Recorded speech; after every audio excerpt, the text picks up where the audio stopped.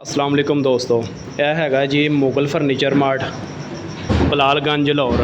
Mughal furniture mart Data Darbar की बिल्कुल back side ते ना अखां वाले हॉस्पिटल के बिल्कुल सामने आएगा मुगल फर्नीचर मार्ट। इत्थों तुहानूं हर किस्म का लोहे का ते लकड़ी का फर्नीचर मिल सकता है। साढ़े कोलों हर किस्म का लोहे का ते लकड़ी का फर्नीचर मिलेगा। यह हैगी जी मीडियम कुर्सी का एक आर्डर मिलिया वे, वो लैके जानियां ने मीडियम कुर्सियाँ।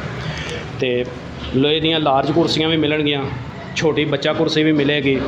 हर किस्म का साइज़ जिहड़ा ना साढ़े कोल हुंदा वे। यह हैगी है लार्ज कुर्सी, एक चौड़ी चपटी वाली भी लार्ज होंदी है।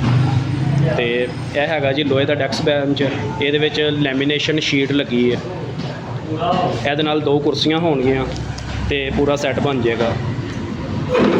ਇਹਦਾ खाना हैगा जी डैक्स का, किताबां वगैरह रखने लिए बच्चों के, दो कुर्सियाँ तो नाल एक डैक्स होएगा तो पूरा सैट बन जाएगा।